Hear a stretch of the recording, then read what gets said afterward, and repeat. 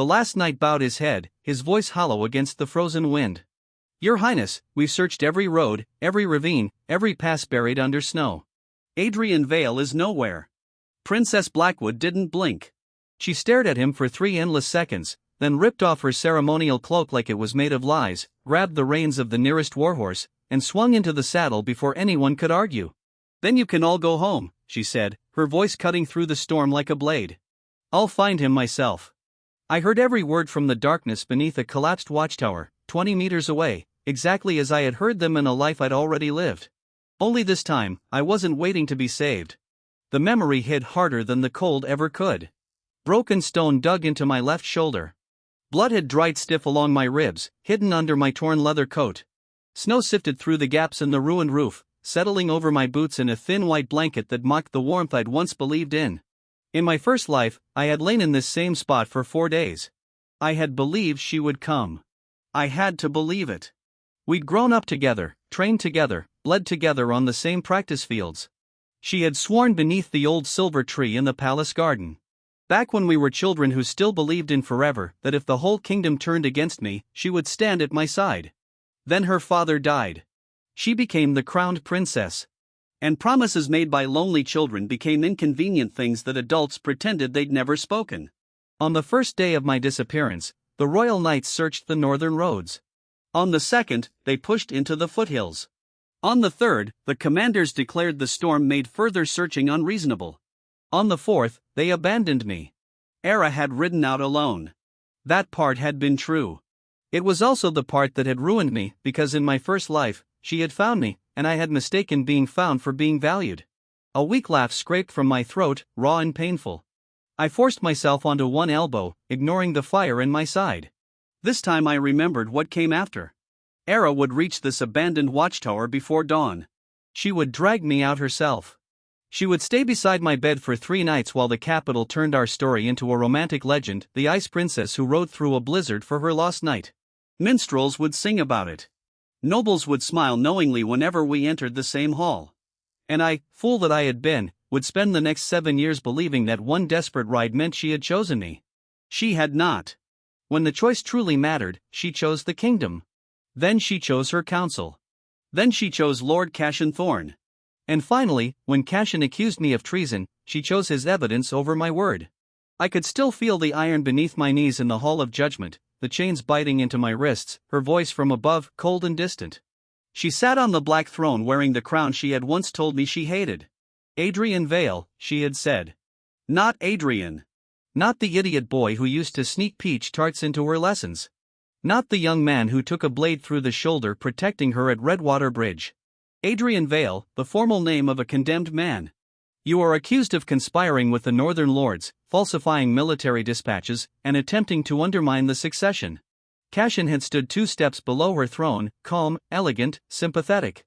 He had even looked sorry for me. The forged letters bore my seal. The bribed witnesses swore I had met with rebels. The missing military funds had passed through accounts connected to House Vale. Everything had been prepared over years. And because I had spent those same years running errands for Era, fighting her battles, solving her crises, and refusing every chance to build power of my own, I had possessed nothing capable of protecting me. No faction. No independent command. No treasury. No intelligence network. No political allies who would risk themselves for my sake. Only her. I had looked up at Era and said, "You know me." She had gripped the arm of her throne until her knuckles went white. Then she had answered, "I know what the evidence says." That sentence killed me long before the executioner did. I was stripped of rank, imprisoned, and sent north for public trial before the provincial lords. The convoy never arrived. Bandits attacked at Grey Hollow, bandits carrying royal steel. Cashin had come personally. He crouched in front of me while I bled into the snow, watching the life drain out of me. "You were always difficult to remove," he had said. I remembered asking him one question: did she know? Cashin smiled. "Does it matter?" Then his sword entered my chest. I died looking at a gray winter sky and woke 3 days ago, back in my 24-year-old body. Back before Cashin controlled half the royal council. Back before I had rejected command of the Western March because Era said she needed me in the capital. Back before I transferred the Vale trade charters into royal administration. Back before I surrendered every useful piece of my life to remain conveniently close to a woman who would one day choose evidence over me. I had awakened on the morning of the border inspection mission. The mission that ended with my disappearance. The mission I now knew had not been an accident. Someone had cut the retaining pin on my saddle. Someone had replaced my escort orders. Someone had led raiders straight toward our patrol route. Last time, I remembered nothing between my horse falling and waking beneath this ruined tower. This time, I had been ready. The moment my horse stumbled near Frost Pine Ridge, I kicked free of the stirrups. Instead of tumbling into the gorge, I caught the slope, rolled twice, and used a dead pine to stop my fall. The pursuing riders expected a half-conscious nobleman. They found a veteran swordsman who had already lived through 15 years they had never seen. I killed one, wounded another, then deliberately fled toward this watchtower. Not because I needed shelter, but because I needed them to believe the assassination had worked. And because in my last life, hidden beneath the collapsed floor of this very tower, I had later learned there was something worth far more than being rescued by a princess. A military courier cache.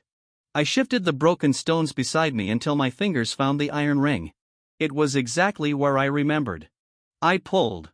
A section of rotting floor rose with a groan. Beneath it lay a narrow compartment sealed with waxed canvas. Inside were 4 dispatch tubes, a ledger, 2 bags of imperial silver, and a signet I had seen only once before in my first life. A black hawk holding a thorn, House Thorn's family crest. I stared at it. In my first life, royal investigators discovered this cache 6 months after my rescue. By then, the contents had vanished. The official report called it an abandoned smuggler station. I had never questioned it. Why would I? Back then, Cassian had barely been important. He was only the clever second son of a declining duke's house. Polite, useful, always ready with a solution. I had liked that about him. So had Era. I picked up the ledger. Names. Payments. Border officers. Supply officials. A royal stable clerk. Several signatures were coded, but I recognized enough. My saddle had not failed by chance. This watchtower had been a staging point, and Cassian Thorne had been building his network years earlier than I realized. I smiled for the first time since waking in this life. Found you. Not Era. Him. I placed everything back into the canvas except the signet and 2 pages from the ledger. Then I moved the remaining evidence to a second hiding place beneath the eastern wall. If Cassian sent men to clean the tower after learning I survived, I wanted him to find an empty compartment and wonder what I had taken. Fear made intelligent men careless. Cassian had taught me that. I stood slowly. Pain burned down my side. My injuries were real, even if they weren't fatal. Outside, the storm had weakened. Moonlight silvered the snow. Somewhere south of me, Era was riding north. Last time, I waited for her. This time, I walked east. There was an old trapper's path beyond the ridge. It led not toward the capital, but toward Stonecross, a military town controlled by General Marcus Reed. Marcus had offered me a command once, the Western March Vanguard. 3,000 men on paper, barely 1,800 in reality. Underfunded, politically ignored, stationed along the least fashionable border in the kingdom. I had refused. Era had asked me to remain near the palace. I need someone I can trust, she had said. What she meant was that she needed someone competent who would work without demanding independent authority. In my previous life, another officer accepted the post. He died within a year. The Western March collapsed 2 years later. Bandit clans took 3 forts. Smugglers turned the mountain roads into private kingdoms. Then Cassian's associates somehow obtained emergency supply contracts worth a fortune. Not this time. I walked until my legs shook. At dawn, I reached a hunter's hut. The old man inside raised a crossbow when I knocked. I lowered my hood. His eyes widened. "Lord Vale," he breathed. "Formerly Sir Vale," I said. "Today, I'm just a man who needs a horse." He looked at the blood on my coat. "I heard the Royal Patrol searching yesterday." "I know. You should wait. They'll come back." "No." His brows drew together. I took 3 silver crowns from my belt. 1 horse. Food. "And you never saw me." He hesitated, then lowered the crossbow. "You running from someone?" "Yes." I almost laughed. "The princess." "Not exactly." He sold me a gray mare old enough not to attract thieves, and smart enough to distrust everyone. I liked her immediately. By midday, I was 6 miles east. By evening, I reached Stone Cross. The guards nearly arrested me. I looked like a corpse who had changed his mind. One recognized the veil crest on my torn glove. 20 minutes later, I was standing inside General Marcus Reed's headquarters while a military surgeon stitched my side. Marcus was 52, broad-shouldered, scarred across the chin, and famously incapable of diplomatic conversation. He stared at me from across the room. "You're supposed to be missing." I was. "The Crown Princess has half the Northern Cavalry looking for you." "Apparently not half anymore."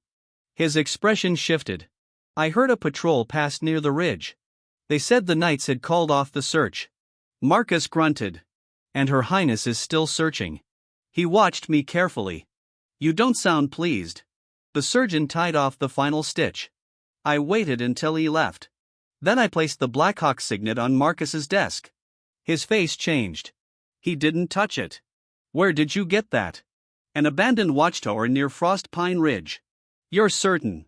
"I also found payment records linking border officers to the same network. One of those officers altered my patrol route." Marcus looked toward the closed door, then back at me. "You think House Thorne tried to kill you?" "I think someone using House Thorne's seal tried." That distinction mattered. I had memories, not evidence enough for court. Marcus appreciated the wording. "What do you want from me?" "The Western March Vanguard." He stared. "You refused it 2 months ago." "I was an idiot 2 months ago." "That's not a military qualification." "I want the command." "You think almost dying made you ambitious?" "No." I held his gaze. "Almost dying made me observant." He sat back. "The Vanguard is a wreck." "I know. Desertions every month." "I know. 2 forts need repairs. Half the horses are lame. Quartermasters are stealing. Local barons ignore summons. Smugglers own the southern passes." "I know. And you want it." "Yes." Marcus studied me for so long that the candles burned lower. Finally, he said, "Why?" "Because in my last life, the Western March became the knife Cassian held at the kingdom's throat. Because its collapse funded his ascent.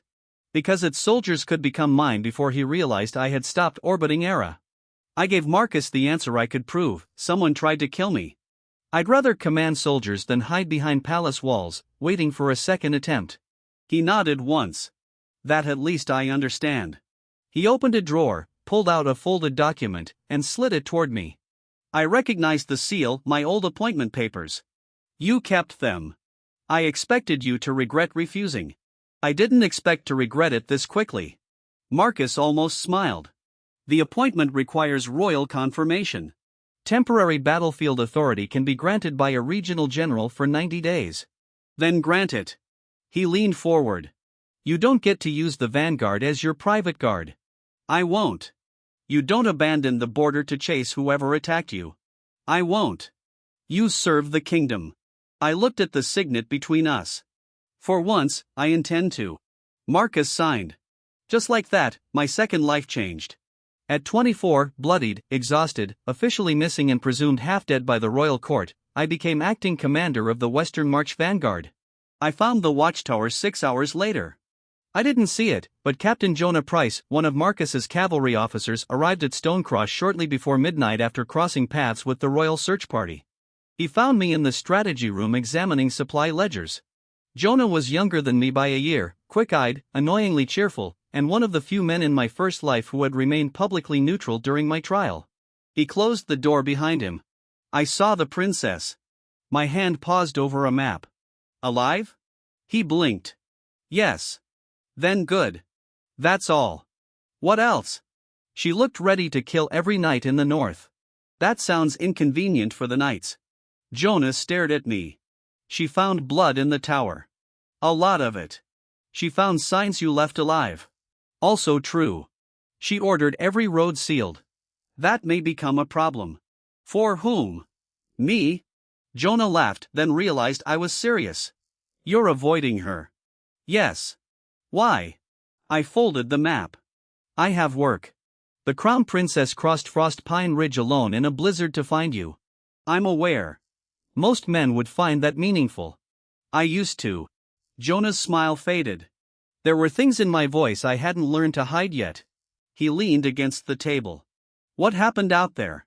Someone tried to murder me. I mean, before that. I looked at him. He raised both hands. Fine. None of my business. No. But you should know, she refused to turn back even after her horse nearly broke a leg. I felt something tighten beneath my ribs. Old affection was a stubborn kind of wound.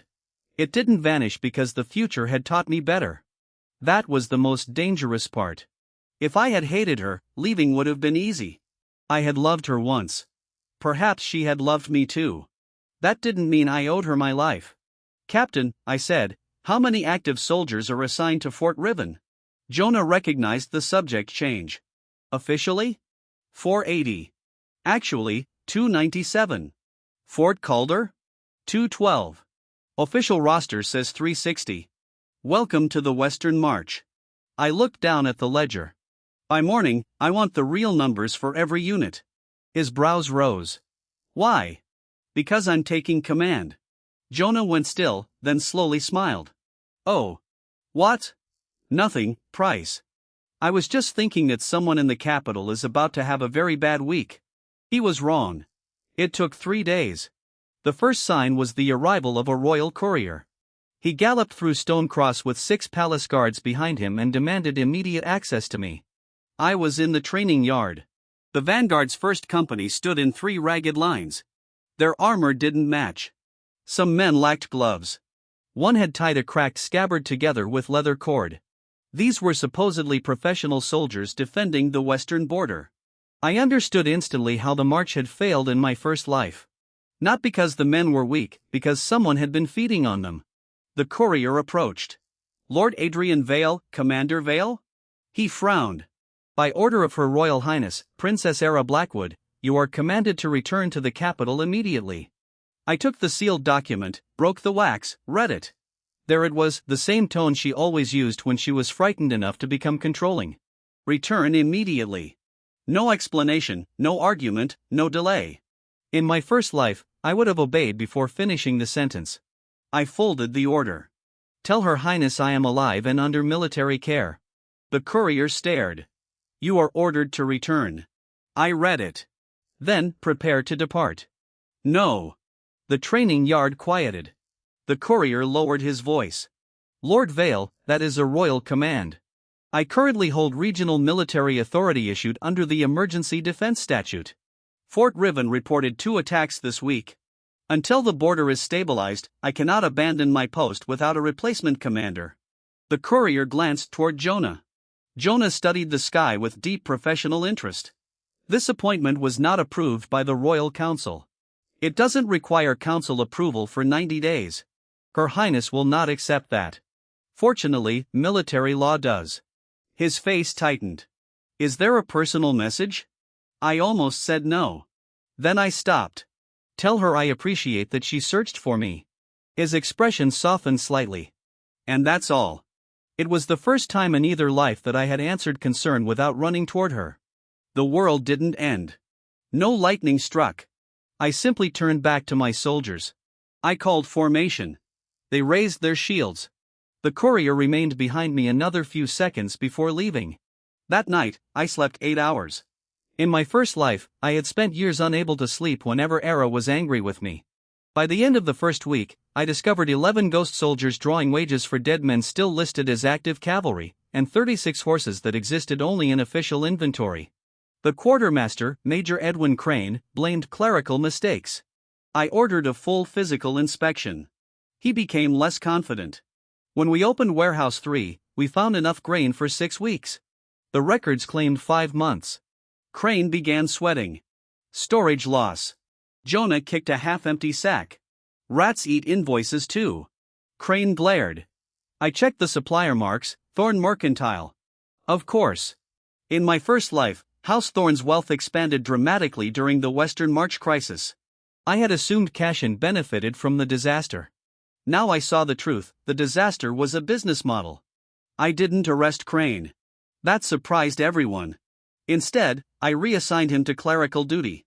under guard and replaced his warehouse authority with Sergeant Owen Marsh, a 20-year infantry veteran who had filed 6 ignored complaints about missing supplies. Jonah cornered me afterward. Why is Crane still free? Because whoever pays him expects reports. You want him reporting? I want his handler to believe the channel remains open. Jonah whistled. You've changed. Yes. Were you hit harder on the head than the surgeon admitted? Possibly. We fed Crane carefully edited information. Fort Riven was weaker than expected. Our cavalry horses were ill. I planned to inspect the southern pass with a small escort in 10 days. 3 nights later, a coated messenger left Stonecross. We followed him. He led us to a ruined mill outside town. There he met a man wearing the colors of Baron Holt. Holt controlled 3 mining settlements and most of the road toward the southern pass.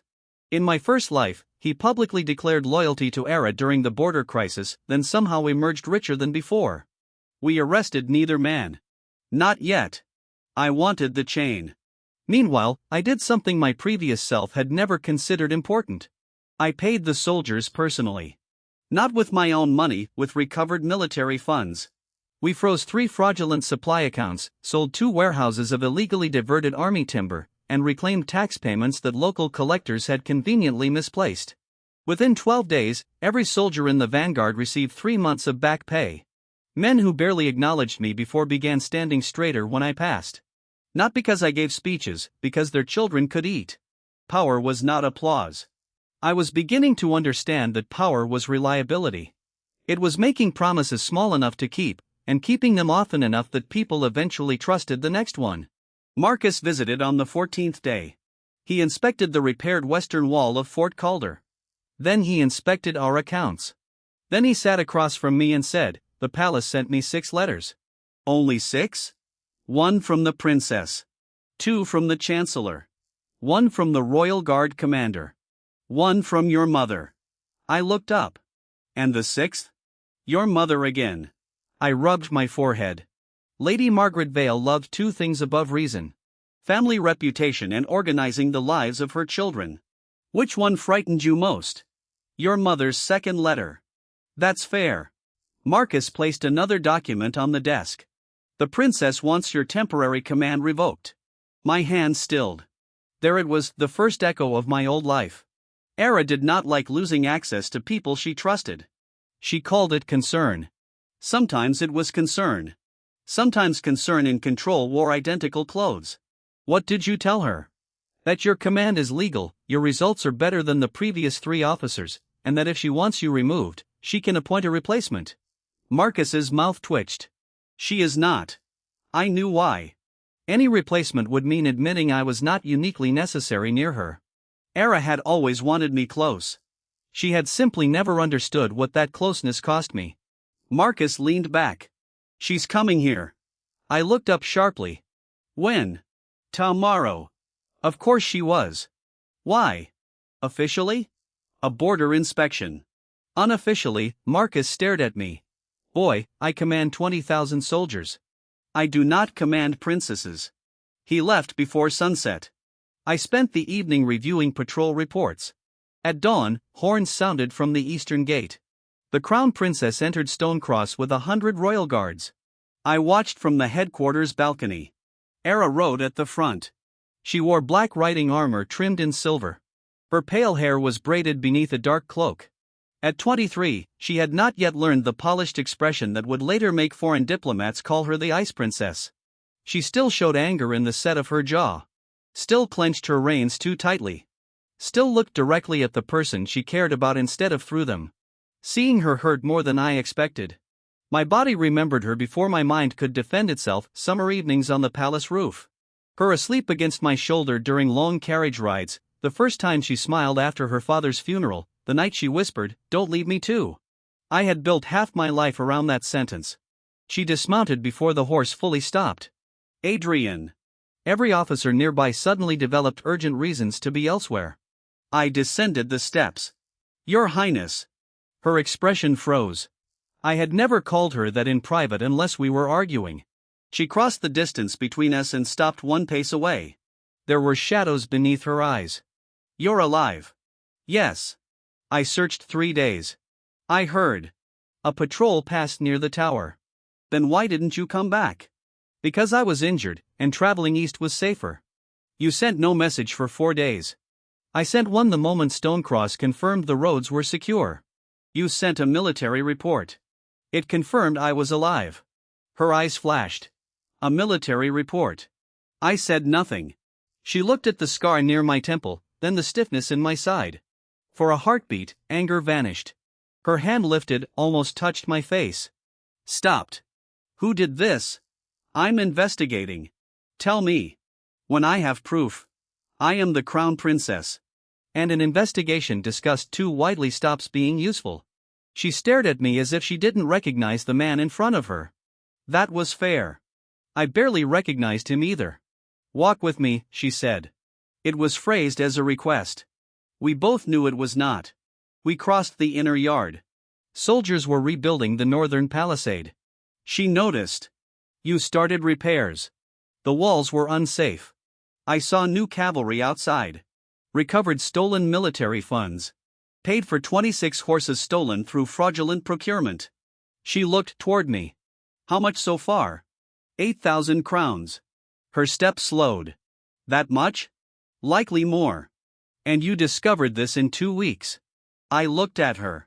She flinched. I had not intended the answer as an accusation, but it became one. The kingdom had not looked. Neither had she. Not because she was cruel. Because the border was far away, the reports were boring, and powerful men had assured her everything was under control. That was how kingdoms rotted. Not always through villains. Sometimes through neglected paperwork. We reached the old wall. She finally asked, "Why did you take this command?" "Because I wanted it." "You refused it." "I changed my mind after nearly dying." "Yes." I looked at her. She inhaled. When they stopped searching, I thought, her voice caught.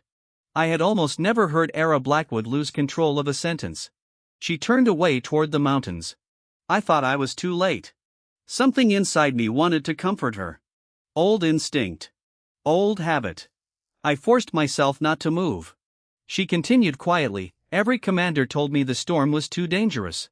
Marcus sent riders telling me to return. My horse was bleeding from both forelegs. I kept thinking I would find you 10 minutes after you died. I'm sorry." She turned sharply. "For what?" "For frightening you. You sound like you're apologizing to a stranger." I had no answer. Her expression hardened again. "Come back to the capital." "No. I'm not ordering you." Then my answer remains no. "Why?" "Because I'm needed here." "I need you there." The words landed exactly where they used to. Once, that would have been enough. I looked over the wall at soldiers hauling timber. "Then you need someone else." She went very still. I had never said that to her. Not once. Not in either life. "Someone else?" "Yes." Her laugh was small and disbelieving. "You nearly die, disappear, refuse to return, and now you tell me to replace you? I'm not your court secretary. You were my military advisor. Unofficially. You sat in every strategic council without vote, rank, authority, or independent command." Her brows tightened. "I trusted you more than anyone there. That was never the same as giving me authority. You never asked for authority. Because I had been afraid asking would make me less useful to her. Because useful had become the closest thing I knew to love." I shook my head. "That was my mistake." She studied me. "What happened in that tower?" I nearly told her, not about rebirth, but about Cashin, about the future, about the throne, about my death. I imagined placing the burden in her hands and watching her choose whether to believe me. Again. No. My second life could not begin by repeating the same dependence in a different form. I realized I had been living incorrectly. That is not an answer. It's the only one I have. She remained in Stonecross for 2 days. Officially, she inspected the defenses. Unofficially, she watched me. I knew Era. When she didn't understand something, she studied it until it yielded. But I was no longer a puzzle designed for her convenience. On the second evening, a messenger arrived from the capital. Lord Cashin Thorne had been appointed junior liaison to the Royal Defense Council. 3 years earlier than in my first life. Butterfly effect. My choices had already shifted the timeline. Era found me reading the appointment notice. Cashin requested the role, she said. I looked up. Did he? He says the border failures require closer coordination between merchant suppliers and the military. Of course he did. Reasonable. You don't like him. It was not a question. I don't know him well enough to like him. That's not true. You've met him dozens of times. Meeting is not knowing. She crossed her arms. He asked whether he could accompany me here. I refused. That surprised me. Why? Because you would dislike it. I almost smiled at the absurdity. You crossed mountains. Because the knights abandoned their search, but you think bringing a nobleman to Stonecross is what would upset me? You are upset. I'm cautious about Cashin. Yes. Why? Because a supply warehouse selling us rotten grain carries his family's merchant seal. Her eyes sharpened. You found proof. Proof of business negligence, not conspiracy. Show me. I did. That choice took effort. Part of me wanted to keep everything from her, but secrecy for pride was as foolish as blind trust. I showed her the fraudulent invoices, the missing grain, the payments routed through Holt's collectors. I did not show her the signet from the tower. Not yet. She read every page. This could destroy 3 officials. It should. And embarrass House Thorne. If they are innocent, they should welcome an audit. She looked at me over the documents. You knew I would order one. Yes. And you waited until now. I wanted enough evidence that no one could dismiss it as a border officer protecting himself. A slow realization entered her expression. You think someone in the capital might bury it? I think money makes burial attractive. That night, she sent a sealed audit order directly to the Royal Treasury. She bypassed Cashin. When she left Stonecross the next morning, she stopped beside my horse. Adrian. Yes. Will you come back after the 90 days? I don't know. She looked as if she wanted to argue. Instead, she nodded. Then she mounted at the gate. She turned once. For a moment, she was not the crown princess. She was simply a girl who had ridden alone through a blizzard because she refused to believe I was dead. Then she faced the road and left. I did not follow. 3 weeks later, someone tried to kill me again. This time, they used 40 men. Crane's false report claimed I would inspect the southern pass with 12 cavalry. I actually went with 30. Jonah wanted 50. Too many, I said. 40 assassins disagree. We need them to commit. They can commit from prison. Only if we know who they are. The ambush came at Broken Tooth Gorge. Arrows fell from both ridges. 2 horses went down immediately. We formed shields. The attackers descended in disciplined groups, not bandits. Former soldiers. I recognized the formation. Left ridge. I shouted. They're pushing us toward the creek bed. Jonah looked once and understood. The creek narrowed into a killing pocket. We moved uphill instead. That ruined their plan. My first life had given me hundreds of battles worth of judgment, but my current body had only lived through a fraction of them. That difference nearly killed me. I blocked a downward axe and felt my shoulder scream. I countered too slowly. The blade sliced my sleeve. Another man came from the right. Jonah killed him. You're welcome. I had him. You absolutely did not. We fought toward the ridge. Our hidden reserve struck 5 minutes later. Sergeant Marsh led 20 infantry from behind the attackers. The ambushers broke. We captured 11 alive. One carried a silver token marked with Baron Holt's mining crest. Better. Not enough. Under questioning, 9 claimed they were hired through middlemen. 1 refused to speak. The last asked for protection. His name was Rafe Dern, former Royal Scout. He had worked for Holt's private security. Holt didn't hire us, he said. Who did? His steward arranged it. On whose order? Rafe looked toward the guards.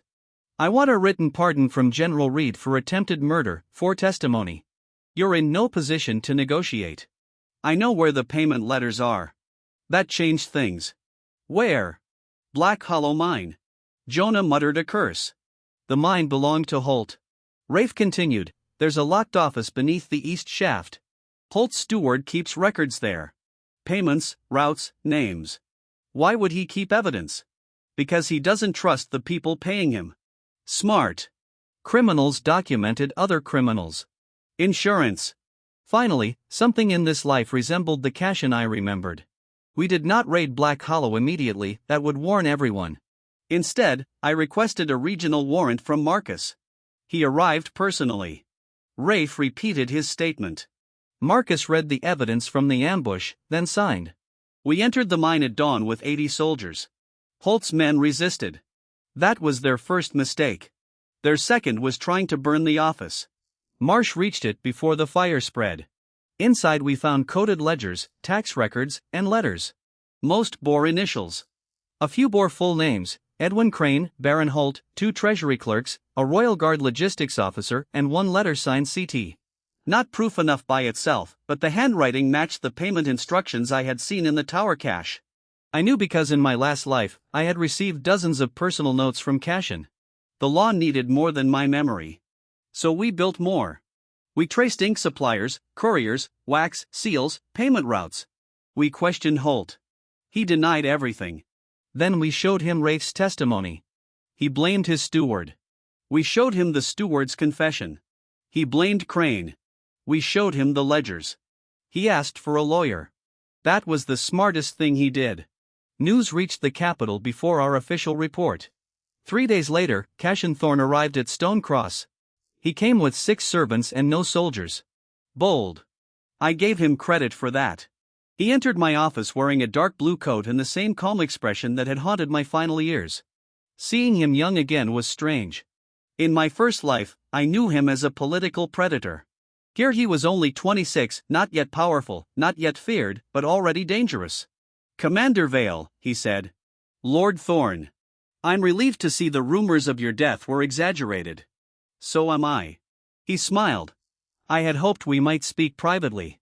Jonah stood near the door. I looked at him. Captain. Jonah gave Cashin a charming smile. I'll be directly outside. When the door closed, Cashin sat without invitation.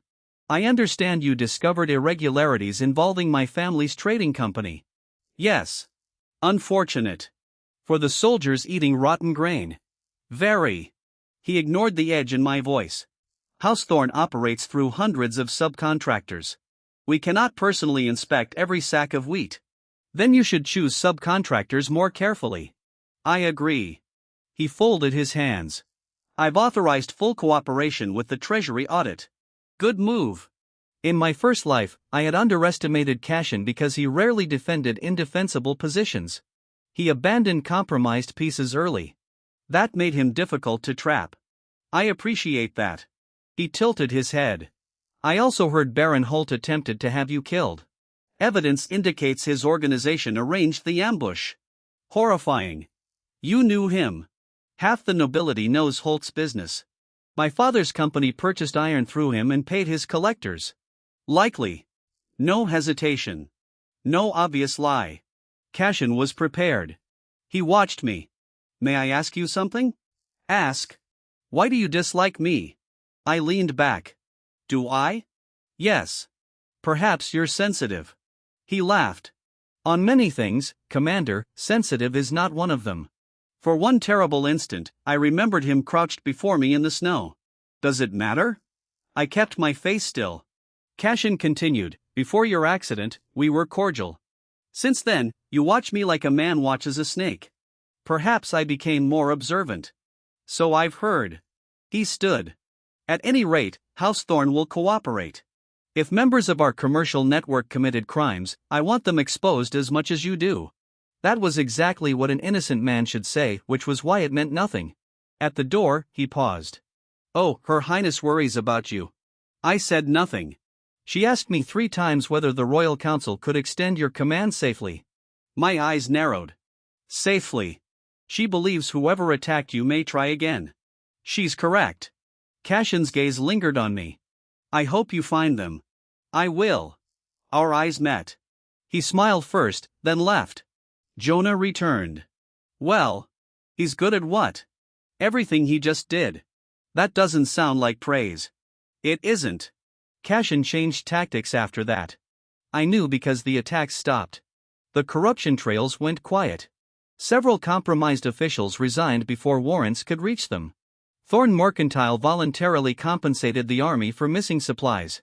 House Thorn publicly condemned Baron Holt. Cashin even supported new military procurement rules in the Royal Council. He sacrificed every exposed asset, then disappeared behind legality. My previous life advantage had reached its limit. This timeline no longer resembled the old one. That frightened me. It also freed me. I could no longer rely on knowing what came next. I had to become the man capable of surviving what came next. So I trained. Not dramatically, not magically. Every morning before sunrise, swordwork, writing, archery, command drills. My older memories held new techniques my younger muscles could not yet execute. I treated that gap like any other problem. Slowly. Painfully. Honestly. 3 months passed. The Western March vanguard changed. Desertions fell. Recruitment rose. We reopened Fort Riven. Local villages began reporting smugglers rather than paying them. We created rotating patrols so no single officer controlled a route long enough to build a private toll network. Merchants hated the new inspections. Ordinary traders loved them because bandit payments dropped. I promoted Marsh to lieutenant. Jonah became my executive officer. Crane eventually confessed when confronted with the mine ledgers. His testimony linked Holt's steward to a Thorn commercial agent named Felix Ward. Ward vanished before arrest. That annoyed me more than I admitted. Then my 90-day appointment ended.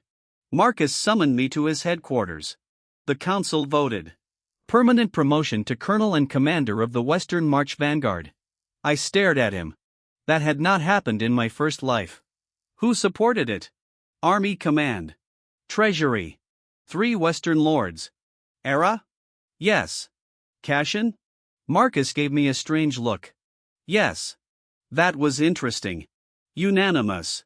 Nearly. Why would Cashin support me? Maybe he's innocent. Maybe. Marcus snorted. You don't believe that? No. Then maybe he wants you where he can see you. Or away from the capital. Also possible. Marcus poured 2 cups of whiskey. He handed me one. You've done good work. Thank you. That wasn't a compliment. It's a burden. I know. No, you don't. Not yet. He raised his cup. To finding out. I drank. My promotion brought me back to the capital for the first time since my rebirth. The palace had not changed. That was almost insulting. Same white towers, same bronze gates, same fountain where Era had once pushed me in after I mocked her fencing. Same council wing where years later, Cashin would build his network. Same black throne waiting at the end of a future I intended to rewrite. My mother met me before the palace servants did. Lady Margaret Vale marched down the entrance hall and slapped me hard. I touched my cheek. Hello, Mother. You were nearly murdered twice. Yes. You refused to return home. Yes. You accepted a frontier command. Yes. You sent me 6 letters in 3 months. 7. One was a tax document. I signed it personally. She hit my other shoulder, then hugged me so suddenly I almost lost balance. You impossible boy. I closed my eyes. My family had not betrayed me in my first life. They had simply failed to save me. House Vale lost influence after my conviction. My father died trying to prove the evidence false. My mother spent her final years petitioning the crown. My younger brother was exiled. One of my deepest regrets had been how thoroughly I dragged them into my fall. I held her tighter. I'm sorry.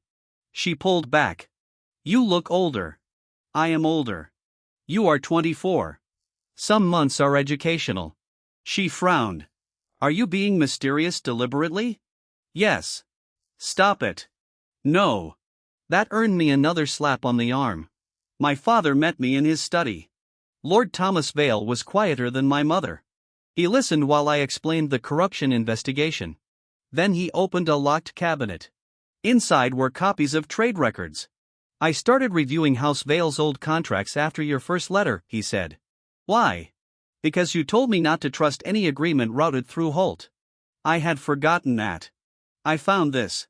He handed me a ledger. 5 years earlier, Thorn Mercantile had tried to purchase Vale shipping rights through 3 shell companies. Father refused. 6 months later, House Vale lost 2 major royal transport contracts. Cashin's father, possibly. Cashin would have been 21. Old enough. I turned pages. One company name caught my attention, North Star Holdings. I knew it in my first life. North Star purchased several bankrupt estates after the border crisis. Those lands later became the financial base for Cashin's political faction. He had not built power after the crisis, he had been building it long before. My father watched me. You recognize something? Yes. What? A pattern. I spent the next 2 days tracing it. Vale shipping contracts, Western mine rights, military suppliers, tax collectors, debt purchases. Cashin's network was not merely corruption, it was consolidation. He targeted strategic assets that appeared unrelated until placed on a map. Roads, iron, grain, transport, debt. If he controlled enough of them, he could influence armies without commanding a single soldier. That was the hidden identity I had missed in my first life. Cashin had never wanted Era merely because she was beautiful or because marrying her might raise his status. He wanted access to the machinery of the kingdom. Era was the crown, but the crown sat on supply lines. And Cashin intended to own them. The evening before my promotion ceremony, Era found me in the old palace training hall. I was alone, practicing with a wooden sword. She stood in the doorway. You still drop your shoulder before a right side feint. I froze. She used to say that when we were 16. I turned. You still announce yourself by criticizing my technique. It works. She wore a simple dark dress rather than court clothes. No guards. No crown insignia. For a moment, the years between us disappeared. Congratulations, she said. Thank you. You didn't tell me you were coming. The council summoned me. I know. Then you knew I was coming. That is not the same thing. I lowered the sword. No. She walked closer. I approved your permanent command. Marcus told me. I thought you would refuse. Why? Because accepting means you intend to stay west. Yes. She absorbed that. I kept your rooms. I know. Her voice sharpened. I know what you're going to say. They're unnecessary. You have quarters at the officer's residence. You don't need anything in the palace. That was approximately what I planned to say. I hate how calm you are now. I'm calmer? No, you're worse. Before, if you were angry, you argued. Now you stand there like I'm negotiating with a foreign ambassador. I set the sword down. What do you want from me? The question surprised her. Nothing. That's not true. Her mouth tightened. I want to understand why I lost you. The words struck deep. You didn't lose me. Then what is this? A boundary. A boundary. From me. Yes. Why? Because one day you will condemn me. Because one day I will beg you to trust me, and you will choose evidence forged by the man you are beginning to rely on. Because you will search 3 days for my body but fail to spend 3 hours questioning whether I could be a traitor. I could not say those things. Not fairly. She had not done them. Not yet. Punishing her for a future she did not remember would make me another kind of fool. So I chose the truth that belonged to the present, because I built too much of my life around being useful to you. Her expression changed. I never asked you to. Yes. You did. She flinched. Not intentionally. No, that mattered. I continued, you asked me to remain at court. I refused commands because you wanted me close. I handled council disputes without office. I reviewed military reports without authority. I spent years becoming indispensable without becoming independent. You could have said no. I know. Then why are you blaming me? I'm not. That silenced her. I'm blaming myself. She looked away. That somehow feels worse. It shouldn't. It does. We stood in the training hall where we had spent half our childhood. Finally, she said, I wrote after you because I thought you were dead. I know. All of them told me to stop. I know. I would have kept searching. I know. Does that mean nothing to you? No, my voice softened. It means more than it should. She looked at me. I smiled sadly. That's the problem. Her eyes shone, but Era had always been too proud to cry where anyone could see. So what now? Now I command the march. And us? There had never officially been an us. That was another trap, a relationship built on implication. Everyone assumed. Neither of us declared. Neither of us defined, which meant neither of us had responsibilities until one of us needed them. I don't know, I said. She nodded slowly. At least I gave her that. Not a false promise. Not a dramatic rejection. Just truth. The next morning, the promotion ceremony began at noon. That was when Cashin made his first major move. The royal treasurer collapsed halfway through the proceedings. At first, everyone thought it was illness. Then 3 palace servants fell. Then a guard began convulsing. Poison.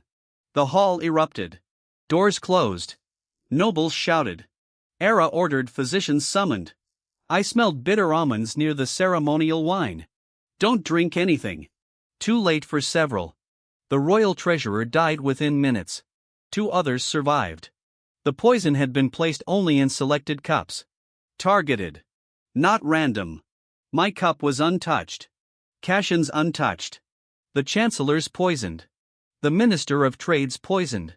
The pattern made no immediate sense until I saw which officials remained alive. Most of those who had supported the military procurement investigation were either poisoned or absent. Someone was cleaning the board. In my first life, the royal treasurer died 8 months later from fever. I had never known it was murder. The timeline was accelerating. The palace sealed itself. No one left. Royal investigators searched kitchens, cellars, servant quarters. I joined because Era asked me officially. This time I accepted because I had authority, not because she needed me emotionally. Small distinction. Important distinction. We found the poison bottle hidden behind a kitchen furnace. Too obvious. The cellar clerk confessed within hours. Too fast. He claimed Baron Holt paid him. Holt was already imprisoned. Convenient. Cashin stood beside me during the interrogation. Seems straightforward. That worries me. He glanced over. You prefer complicated crimes? I prefer believable ones. The clerk described receiving instructions through a masked messenger. How did Holt contact you from prison? I asked. A guard carried the note. Which guard? I don't know his name. What did he look like? Tall. Half the royal guard is tall. Dark hair. Very helpful. Cashin almost smiled. The clerk produced the note, Holt's handwriting. I had seen enough of Holt's documents to know it looked correct. But one detail bothered me, the paper. High-quality linen stock. Holt's prison letters used coarse prison paper. Someone had copied his hand onto expensive stationery. I requested samples from the Royal Archives. The forged note matched Holt's writing almost perfectly, almost. A loop in the letter are differed. Not enough for a court conviction. Enough to keep looking. The breakthrough came from my mother. At dinner that night, while the palace remained sealed, she looked at the copy of the forged note and said, "That paper is from Larkin Sons." I stared. How do you know? I order our wedding invitations there. What wedding? Not yours, apparently. Mother. She rolled her eyes. The watermark. I held the page toward the candle. There, a small lark beneath a crown. Larkin Sons sold premium paper to fewer than 40 noble households. We obtained the buyer list. House Thorne was one. So were 37 others. Still not proof. But North Star Holdings was also there. My pulse changed. Who ordered for North Star? The shopkeeper checked his records. Mr. Felix Ward. The missing commercial agent. Finally, Ward had not vanished abroad. He was operating in the capital.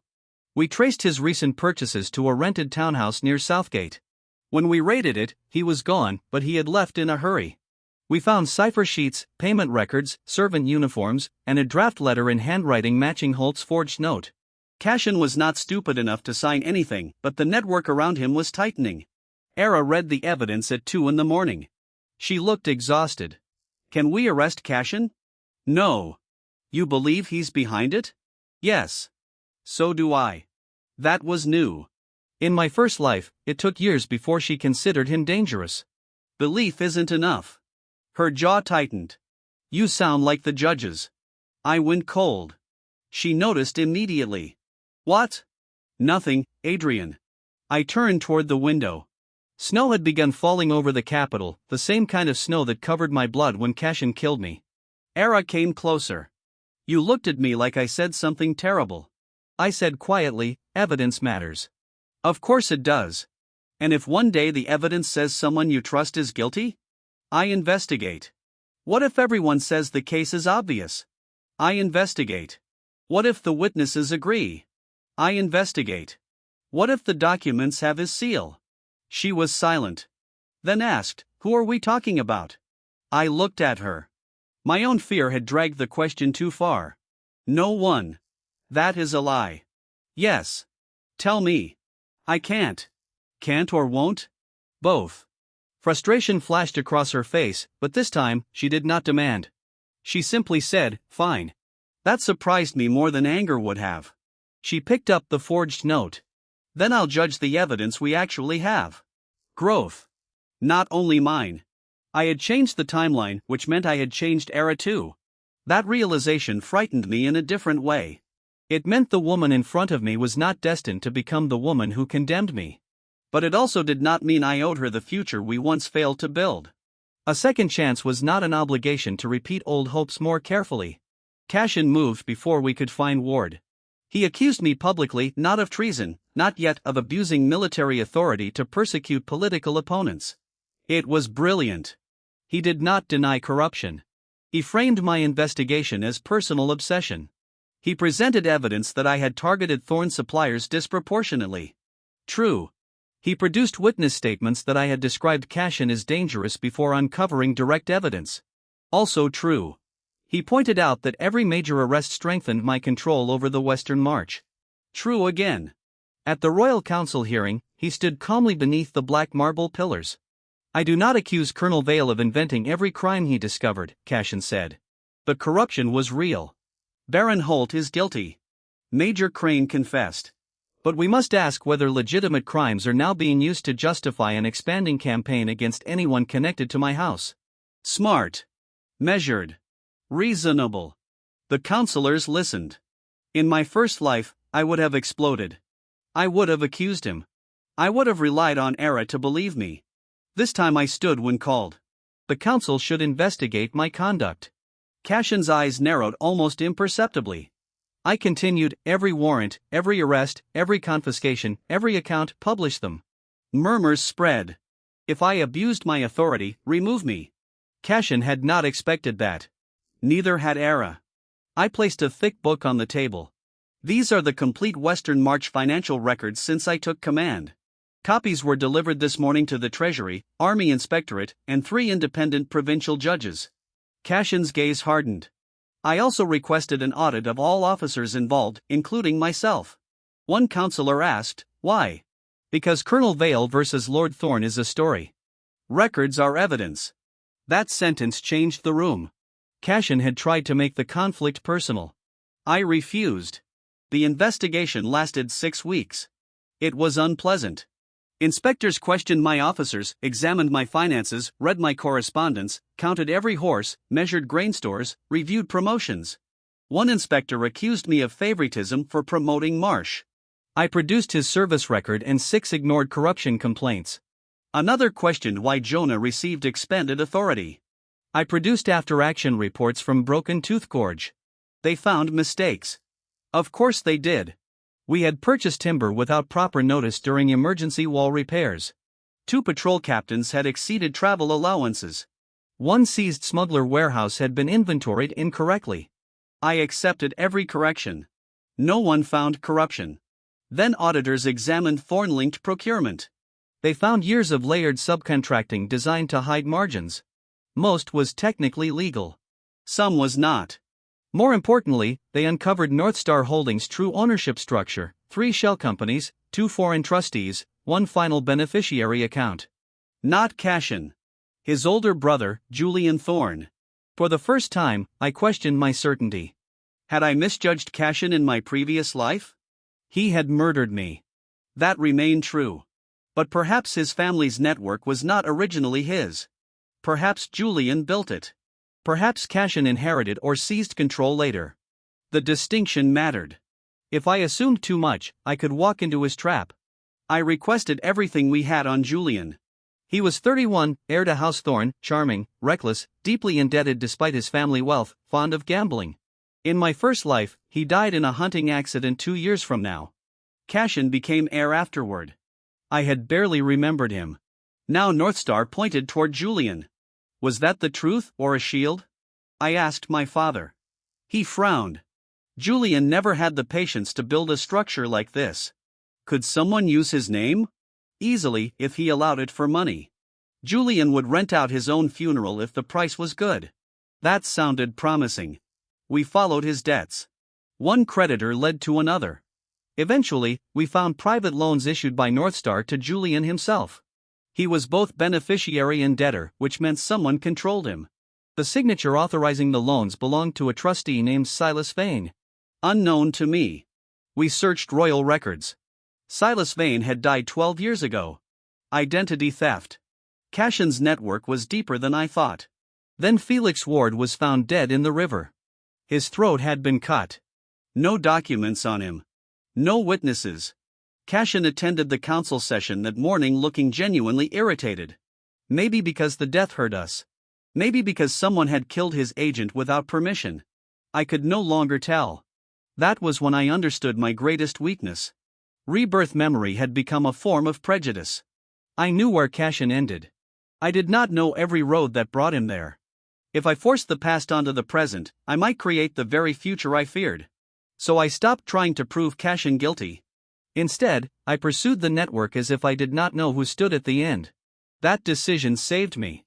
3 months later, the trail led not to Cashin, but to Chancellor Roland Vane, the most trusted official in the kingdom. Era's late father's closest advisor. The man who had practically raised her after the king's death. In my first life, Chancellor Vane died before my treason trial. A sudden stroke. Cashin succeeded him politically. I had assumed Cashin removed him. Now I found Northstar payments reaching Vane's private secretary. Then a hidden account paying for Vane's illegitimate son abroad. Then messages coordinating supply shortages to force emergency contracts. I sat alone with the evidence for an hour. My hands were cold. Everything shifted. Cashin was guilty of my murder in the previous life, I knew that with absolute certainty. But perhaps he had not built the machine. Perhaps he had taken it from Vane. Or perhaps they had been partners. Either way, the present enemy was larger. I informed Marcus first. He read the documents twice. Does the princess know? Not yet. You'll have to tell her. Yes. That may hurt. Yes. Vane was family to her. Which meant this would become the first real test of what she had told me months ago. If someone she trusted appeared guilty, would she investigate? I requested a private audience. She received me in her father's old library. Cashin was there. I stopped at the door. Era noticed. He asked to attend. Why? Cashin answered, because I brought the same evidence. He placed a folder on the table. I stared at him. He met my gaze. For once, neither of us pretended. Sit, Era said. I remained standing. What did he bring? She pushed the folder toward me. Additional Northstar transactions. Vane's secretary.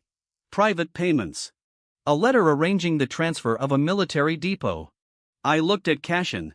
How long have you known? 3 weeks. Why wait? Because accusing the chancellor without proof is suicide. Ward worked for you. Yes.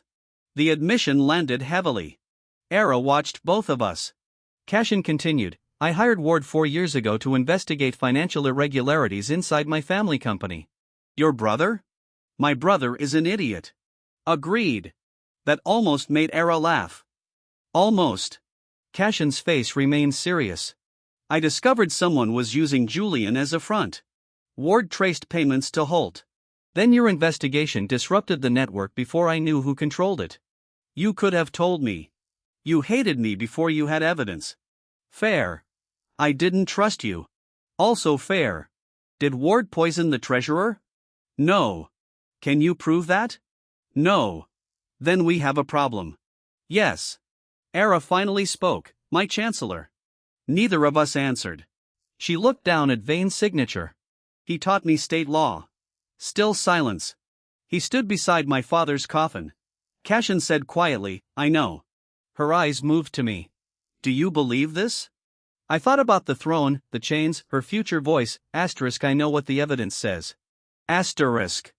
I could have used this moment as revenge. I could have said, "Now you understand." I did not.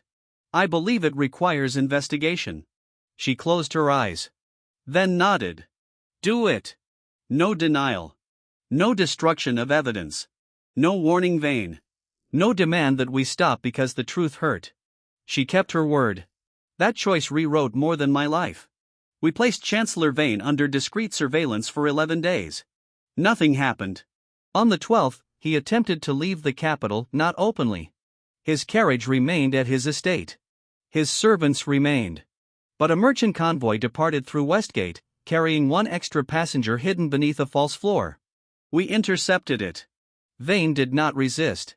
He simply looked at me and sighed. You? Yes.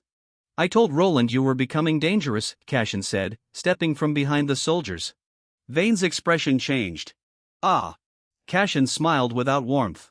You should have killed me when my brother first sold you his name. There it was. Confirmation. Vane looked toward Era, who had insisted on being present. My princess. Her face was ice. Do not call me that. I served your father for 27 years. And stole from him for how many? Vane smiled sadly. You think this is theft? He looked toward me. Ask your new commander how much grain feeds an army. Ask your merchants who controls the roads. Ask your nobles how many soldiers loyalty can buy when harvests fail. I already know, I said. His eyes narrowed. That was why he feared me, not because I had caught criminals. Because I understood what he was building. Vane had spent decades creating a private economic state beneath the royal one. Not to become king, to make kings dependent. Era asked why. Vane looked almost offended. Because your father was weak. Her guards shifted. She did not. He believed loyalty could replace leverage. He trusted dukes because they smiled at banquets. He trusted generals because they swore oaths. He trusted merchants because contracts had seals. He smiled. I built something reliable. You poisoned my officials. I removed obstacles. You tried to kill Adrian. Vane hesitated. I noticed. So that wasn't you? I said. His gaze moved to me. No. Cashin looked sharply toward him. Vane smiled. Interesting. Who? Era demanded. Vane said nothing. Marcus ordered the convoy searched. Inside a locked chest, we found coded correspondence, Vane's agents, financial records, blackmail material enough to destroy him. Nothing about my attempted assassination. That piece belonged elsewhere. Vane was tried privately first, then publicly when the evidence became impossible to contain. The kingdom shook. Ministers resigned. 3 nobles fled. North Star assets were seized. Julian Thorne lost his inheritance rights after admitting he had sold signatures and access in exchange for debt relief. Cashin became heir to House Thorne much earlier than in my first life. Another change, one that made him more dangerous, or perhaps merely dangerous sooner. Vane received life imprisonment rather than execution, because Era feared martyring him among the nobles he had controlled. A practical decision. I agreed. Then, 2 nights after the trial, someone entered my rooms. I was awake. Years of dying once had made me a light sleeper. The window latch moved. I rolled out of bed as a blade struck the pillow. I grabbed the attacker's wrist. He twisted like a trained assassin, not a street killer. We crashed into the table. He drove a knee toward my ribs. I blocked. He pulled a second knife. I caught his sleeve, turned, and slammed him into the wall. The knife grazed my neck. I struck his jaw. He fell. I reached for him. He bit down. Foam appeared at his lips. Poison capsule. Dead within seconds. On his wrist was a scar shaped like a broken circle. I knew that mark not from my first life, but from the attack at Frost Pine Ridge. One of the dead riders had the same scar. A mercenary company. The Black Ring. Expensive. Discreet. Foreign. Whoever wanted me dead had survived Vane's fall. The next morning, Cashin came to my rooms before breakfast. How did you hear? I asked. Her Highness told me. She tells you too much. Jealous? No. His smile disappeared when he saw the body. Black Ring. You know them? My family used them once. For what? Escorting silver through pirate territory. Could Julian hire them? Cashin's answer came immediately, yes. Too easy. Would he? Cashin's gaze hardened. My brother is selfish, not suicidal. Murdering a royal colonel after losing his inheritance would guarantee the gallows. People do stupid things when desperate. Julian does expensive stupid things. Not brave ones. I crouched beside the body. Who else? Cashin remained silent. Then said, my father. I looked up. Duke Alastair Thorne. In my first life, he died from illness before Cashin killed me. I had considered him politically irrelevant, a quiet old aristocrat who rarely attended court. Why? Cashin's jaw tightened. My father knew about Vane's network. How much? Enough. And you didn't mention this? I had no proof. You seem comfortable saying that whenever convenient. His eyes flashed. Because evidence matters, Adrian. You taught half the capital that lesson. Fair again. Where is he? At our estate. Does he know you suspect him? No. Good. We went together. That alone would have been unimaginable in my first life. Era wanted to come. I refused, not because I doubted her, but because the crown princess riding into a ducal estate with soldiers would announce everything. She hated the decision, then accepted it. Growth. Again. House Thorne's country estate stood 2 hours north of the capital. Cashin and I arrived with 8 men disguised as household guards. Duke Alastair received us in a glass conservatory. He was thinner than I remembered, gray-haired, pale, hands trembling slightly. Illness had already begun. Colonel Vale, he said. Your Grace. I hear you have spent the year dismantling half my business empire. Only the criminal half. He chuckled. Cashin said you were unpleasant now. Cashin poured himself wine. I said persistent. Same thing at my age. Alastair gestured for us to sit. I remained standing. Do you know the Black Ring? His eyes did not change. Yes. Did you hire them to kill me? Cashin nearly choked on his wine. So much for subtlety. Alastair looked at me, then at his son. Is this how military investigations work now? No, I held his gaze. This is personal. That changed him only slightly, but enough. He set down his cup. Why would I want you dead? Because I disrupted a network tied to your family. That network destroyed my eldest son. Your eldest son sold access to it. He was manipulated by Vane. Yes. Did Vane order my assassination? I don't know. True. I believed him not because of instinct, but because he sounded angry about the wrong thing. If Alastair had ordered my death, he would have prepared for this question. He had not. Cashin said, Father, who hired Black Ring through our company? Silence. Then Alastair looked away. Cashin stood. Who? Alastair whispered, Your mother. The room became still. Lady Helena Thorne had died 4 years ago, at least officially. I remembered the funeral. Half the court attended. Cashin's face lost color. That's impossible. Alastair did not answer. Father, she died. Cashin stared. I felt the entire shape of the board change. Alastair continued slowly, Helena discovered Vane's network before you did. She tried to take control of it. Vane threatened all of us. She arranged her own death and disappeared. Where? I don't know. You expect me to believe that? No. But it is true. Cashin's hand tightened around the chair. In my first life, I had thought I knew Cashin Thorne. I knew almost nothing. What does she want? I asked. Alastair looked at me. The same thing she always wanted. What? A kingdom that cannot tell her no. There was the true architect. Not Vane. Not Cashin. Helena Thorne. A woman officially dead. A woman who could act without title, scrutiny, or reputation. A hidden hand. Alastair opened a locked drawer. Inside was a bundle of letters old, some written in Helena's hand. He had kept them because guilt made men sentimental. She discussed supply routes, political marriages, military appointments. The language was careful, nothing openly criminal. Then I saw a name, Grey Hollow. My death place. My fingers tightened. The letter was dated 6 years before my first death. Asterisk if Adrian Vale remains attached to the princess without independent power, he is useful. If he begins building influence of his own, he becomes unpredictable. Asterisk. I read this sentence twice. In my first life, I never built independent power, not until it was too late. Yet Helena had identified me as a potential threat years earlier. My rebirth had forced her to act sooner. Frostpine, Broken Tooth, the Palace Assassin, all because I took the command I had once refused. Butterfly effect. Cashin read over my shoulder. His face hardened. She tried to kill you. Yes. Because you took the march. Yes. He looked at his father. You knew. Alistair's voice broke. I suspected after the second attack. I said nothing. I had no proof. Cashin laughed once. It was not humorous. Everyone in this kingdom hides cowardice behind that sentence. I almost answered, then stopped. Because he was right. We took the letters. Alistair surrendered without resistance.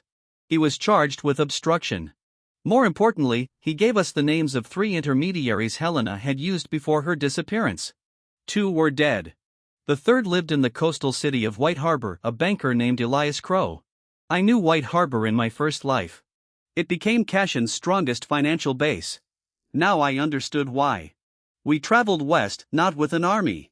Armies announced themselves. I took Jonah, 6 scouts, and Cashin. Era argued for an hour. You are going after the woman who has tried to kill you 3 times. Yes. With 8 men. 9 if you count Cashin. I was hoping you wouldn't. Cashin said, ignored. You're a colonel. Take soldiers. If Helena sees military banners, Crow disappears. Then let Cashin go. Cashin looked offended. Thank you, Your Highness. She pointed at him.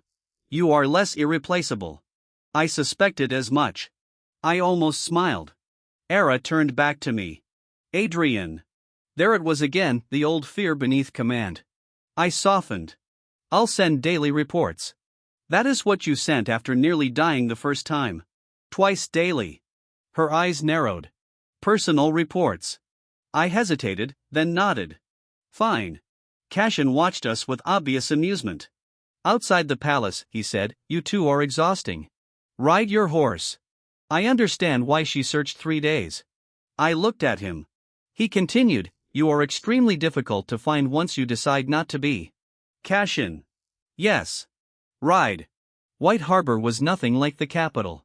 Salt wind, crowded docks, foreign ships, merchants who cared more about coin than pedigree. Crow's Bank occupied a stone building overlooking the harbor. He disappeared the morning before we arrived. Someone warned him. We searched his office under a royal warrant issued through a local magistrate. The records had been burned, mostly. A clerk had hidden copies of several ledgers because Crow had not paid him. Never underestimate underpaid staff. The copies showed transfers to a shipping company called Argent Tide. Argent Tide owned 3 vessels. One had departed that morning. Destination, Valyria, a foreign republic across the Western Sea. Helena was leaving the kingdom or making us think she was.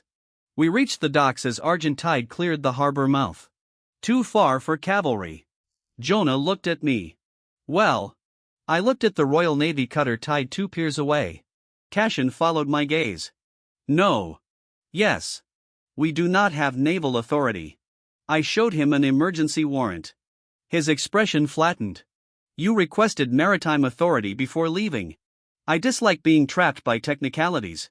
That is deeply irritating. Thank you. We commandeered the cutter. The captain swore at us for 5 full minutes, then saw the royal seal, then swore more quietly. We pursued Argent Tide into rough water. The sea hated me immediately. I discovered something: rebirth did not improve seasickness. Jonah found this deeply entertaining. Cashin did not. He was worse. Powerful future duke, I said between waves, defeated by water. He glared greenly. If we survive, I'm funding your political enemies. Get in line. We caught Argent Tide near dusk. The merchant ship refused inspection. That confirmed enough. Our cutter crossed her bow. Warning arrows followed. Someone on Argent Tide fired first. The naval captain smiled viciously. Finally. Boarding combat was chaos. Wet wood, ropes, short blades, no formations. I relied on instinct in training. Cashin fought beside me surprisingly well. A man lunged at my back. Cassian stabbed him. You're welcome. I had him. You absolutely did not. I hated that. Jonah laughed from 3 yards away. We took the deck. Crow was aboard. Helena was not. He tried to jump overboard. Jonah caught him by the coat. Under questioning, Crow demanded diplomatic immunity. He had none. Then demanded legal counsel. He received it, I had learned. We did not threaten confessions out of people. We built cases. Crow's cabin contained account keys, codes, correspondence. One letter ordered him to leave White Harbor if the Western commander reaches the capital's inner circle. Another ordered payment to Black Ring after Frost Pine. Signed with a symbol, a silver rose, Helena's personal mark, according to Cassian. Crow eventually talked because the evidence made silence expensive. Helena was not in Valyria. She had returned to the kingdom weeks earlier. Destination unknown. Her objective, Crow claimed, he did not know. But one payment changed everything, a massive transfer to mercenary companies near the northern border. Enough for thousands of men. I knew the timing. Harvest season was approaching. The Western March grain depots were full. If Helena seized them while creating unrest elsewhere, she could force the crown to negotiate. Then we found the second payment, to officers in the Royal Guard. The capital. I sent Era a warning before our ship reached White Harbor again. No cipher. No delay. Asterisk Helena Thorne is alive. Internal guard compromise possible. Secure your person. Trust only verified commanders, asterisk. Her reply came 6 hours later, asterisk understood. Return immediately, asterisk. This time I obeyed, because it was strategic, not emotional. We rode through the night. Halfway to the capital, smoke appeared on the northern horizon. A courier met us near dawn. Fort Riven was under attack. 2,000 mercenaries, exactly as Crow's records predicted. At the same time, riots had begun in the capital. Helena had split the kingdom's attention. Jonah looked at me. Capital or march? That was the choice. In my first life, I would have chosen without thinking. In my second, I forced myself to think. Era had royal guards. Marcus commanded the Central Army. The Western March had my soldiers. If I abandoned them now, I would become the same kind of commander I once despised. I handed the courier a message to Marcus. Tell him I'm going west. Cassian stared at me. Her Highness ordered you back. She ordered me before Riven was attacked. She could be in danger. I know. You're still going west. Yes. He studied me, then nodded. I'll go to the capital. That surprised me. Why? Because someone should. You trust Marcus? Yes. He smiled faintly. With a sword, completely. With politics, increasingly. We split at the crossroads. For 3 days, I rode west. Every old part of me screamed that I should turn around. Era was in danger. Helena had royal guard agents. Cassian was there. The capital could fall. But leadership meant accepting that I could not personally protect everything I valued. That had been another flaw of my first life. I confused love with constant rescue. Era had once crossed a blizzard alone because everyone else stopped searching. That did not mean she needed me to become her shadow forever. When I reached Fort Riven, the outer wall was burning. My soldiers were still fighting. Lieutenant Marsh met me at the gate with blood across his armor. You came? Of course. Something in his face told me he had not been certain. That hurt. Status? East wall holding. North tower gone. 200 wounded. Mercenaries have siege ladders and 3 stolen ballistae. Commander claims to be General Falk. I knew the name of Valyrian mercenary. Competent. Expensive. In my first life, Cassian hired him during a southern war. Helena had brought him early. Good. At least one enemy I knew. I climbed the wall. Falk's camp stretched across the valley. He expected our fear. Instead, he found our preparation. The reforms of the past year mattered: full grain stores, repaired walls, paid soldiers, rotating patrols, reliable officers. Power built one boring decision at a time. We held for 2 days. On the third, Falk tried the old aqueduct. In my previous life, smugglers used it after the march collapsed. This time, I had sealed it months earlier. His assault team entered a tunnel and found an iron barrier. Marsh flooded the lower section behind them. 30 surrendered. On the fourth day, we captured one of Falk's supply convoys. On the fifth, local villagers attacked his scouts not because they loved me, but because we had spent a year protecting their roads. Power was reliability. On the sixth morning, Falk requested terms. I refused. Not surrender terms, retreat terms. He wanted safe passage. I offered it only if he surrendered the officers who hired him and provided payment records. He laughed. Then our cavalry burned his remaining supplies. He stopped laughing. By sunset, he agreed. The payment contract bore Helena's silver rose. We had her legally, financially, militarily. But we still did not know where she was. Then Cashin's message arrived, Helena in capital. Attempted palace coup. Failed. Era safe. Helena escaped north. North. Toward me. I understood. She was coming to Falk. She did not know he had surrendered. We prepared. 3 days later, a carriage reached the abandoned monastery near Riven. Our scouts watched from the ridge. A woman stepped out, gray riding coat, dark veil, 50 guards. Cashin had described his mother as beautiful. That did not matter. Danger rarely looked the way stories promised. We surrounded the monastery after midnight. I entered with Jonah and 12 soldiers. Helena waited in the chapel. No weapon visible. She looked at me. Adrian Vale. Lady Helena. That name has been dead for years. Then you've had a productive afterlife. She smiled. I understand why my son dislikes you. He says the feeling is mutual. No, she tilted her head. Cashin admires you. I did not answer. She walked between broken pews. You changed everything. My hand tightened near my sword. Did she know? Impossible. She continued, you refused the capital. Took a worthless command. Found records no one knew existed. Forced men who had operated comfortably for years to move early. Not rebirth. Just observation. Unpredictability is expensive, she said. So you tried to kill me 3 times. No shame. Frost pine? Yes. Broken tooth? Yes. The palace? Yes. Why not deny it? Because you already have Crow and Falk. That made her stop for the first time. She looked uncertain. They surrendered? Yes. Her jaw tightened. You've lost, I said. She reached into her coat. Every soldier raised a weapon. She slowly withdrew a letter. Your princess will arrive tomorrow. I did not move. How do you know? Because I sent her a message telling her I had you. My blood went cold. Helena smiled. She crossed mountains for you once. The title of my life returned like an echo when every night had abandoned the search, she wrote alone. I wondered whether she would do it again. You don't have me. She doesn't know that. I stepped closer. What did you tell her? That you were wounded, captured, dying. Jonah swore.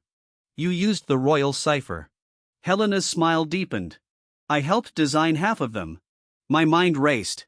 Era would come, not with an army. Helena would have instructed secrecy. She wanted the crown princess isolated. The same devotion that once saved me had become a weapon. I ordered riders south immediately. Too late. At dawn, our scouts saw a lone horse approaching the northern road. Of course. She had done exactly what Helena expected. Exactly what I once romanticized.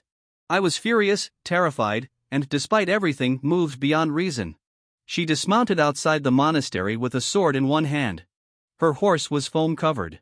She had ridden through the night. Helena's hidden archers raised bows. I stepped onto the monastery wall. Era looked up. Relief broke across her face, then anger. You're alive. Yes. You sent no message. I was busy not being captured. Her eyes narrowed. Helena appeared below me, touching her sword. Your Highness. Era's sword lifted. You. Helena smiled. Stand away from him. I almost laughed. She's the prisoner. Silence. Era looked at Helena, then at the soldiers surrounding the chapel, then back at me. Oh. Jonah coughed suspiciously. I climbed down. Era marched toward me. You let me ride all night believing you were dying. I learned about the message 12 hours ago. You could have sent riders. I did. I took the forest road. Of course you did, because it was faster. Of course it was. She stopped 1 pace away. We stared at each other. Then she punched me in the chest. Hard. I grunted. That seems unfair. I thought you were dead. You thought that last year too? That is not funny. No. Her anger cracked. She grabbed the front of my coat for a moment. I thought she might hit me again. Instead, she pressed her forehead against my chest. I am so tired of looking for you. The words were quiet. No audience mattered. No crown. No legend. Just exhaustion. I lifted my hands, stopped, then rested them lightly on her shoulders. You shouldn't have come alone. You would have. Old Adrian would have, without question, without thought, without asking whether anyone else could go. I shook my head. No. She pulled back. No? I would send scouts, cavalry, and enough soldiers to make sure I could actually rescue you. Despite everything, she laughed a broken, angry laugh. That is extremely unromantic. It's also smarter. Behind us, Helena said, how disappointing. We turned. Helena's expression had become cold. You were supposed to be predictable. Era wiped at one eye before anyone could pretend they noticed. I was. She looked at me. He wasn't. Helena's trial lasted 4 months. This time, there were no hidden witnesses appearing at the final moment. No miracle confession. We already had everything. Crow's banking records, Falk's contract, Alistair's letters, Black Ring payment orders, surviving mercenary testimony, Royal Guard agents arrested during the failed coup. Helena defended herself intelligently. She claimed national necessity, private stabilization, protection against incompetent monarchs. The evidence proved kidnapping plots, assassination attempts, fraud, bribery, military attacks, and conspiracy against the crown. She was convicted. The court sentenced her to life imprisonment in an island fortress. Cashin testified against her. That cost him socially. Many nobles considered turning against family dishonorable. He did it anyway. After the trial, we stood on the palace terrace. Do you still think I killed you in some other life? He asked. My heart stopped. He smiled. I stared at him. What? You look at me sometimes like I murdered you personally for 1 second. I considered lying. Then I remembered the snow, the sword, his final smile. Maybe you have that kind of face. He laughed. Fair. He never knew how close he came. The truth remained mine. I did not need to expose rebirth to make my second life meaningful. Cashin became Duke Thorn after his father died the following winter. He and I never became friends. We became something more useful, rivals who understood where the legal lines were. Sometimes allies, sometimes opponents, always watching. In my first life, he had become a murderer inside a corrupt system. In this life, Helena and Vane fell before they could shape him into the same man. Did that absolve the man he had been in another timeline? I never decided. It did not need to. This Cashin had committed different choices. I judged those. The Western March became the strongest border command in the kingdom within 5 years. Not because I became invincible. I lost battles, made bad appointments, trusted one captain who later stole from us, misjudged a mountain campaign, spent 2 weeks trapped behind enemy lines. Jonah never let me forget that. Marsh eventually became commander of Fort Riven. The villagers who once paid smugglers built legitimate trade posts. Stonecross doubled in size. Marcus retired and spent his time writing me insulting letters about my strategic reports. My father restored Housevale's shipping influence without depending on royal contracts. My mother continued trying to arrange my personal life with the efficiency of a siege engineer. And Era became queen. Her coronation was nothing like the one I remembered. In my first life, I stood behind her throne close enough to be useful, too far away to matter. Cashin stood among the ministers. Vane's protégés filled the council. I thought I was indispensable. I was actually powerless. In my second life, I stood with the military commanders, not behind her, not beside her, in my own place. When the ceremony ended, she found me in the palace garden beneath the old silver tree. The same tree where we had once promised impossible things as children. You're leaving tomorrow, she said. Yes. You always leave after ceremonies. I have a border. You have generals. So does the capital. She frowned. You are becoming difficult again. Again? She stepped closer. At 30, she no longer looked like the young princess who rode through a blizzard out of pure panic. She looked like a queen. Not colder. Stronger. There was a difference. Adrian. Era. I have a question. That sounds dangerous. Probably. She looked up at the silver leaves. Years ago, when you first came back from Frostpine, you said you had been living incorrectly. I remember. Do you still think that? No. Her eyes returned to mine. No, I said. I think I had been living without boundaries. And now I have too many, according to my mother. That is true. I smiled. Era did not. She seemed nervous. I had seen her face armies with less hesitation. What? She drew a slow breath. When every night gave up searching for you, I thought I was proving something by going alone. You prove that you're stubborn. That too. She ignored me. I thought love meant being the last person who refused to stop searching. The word hung between us. Love.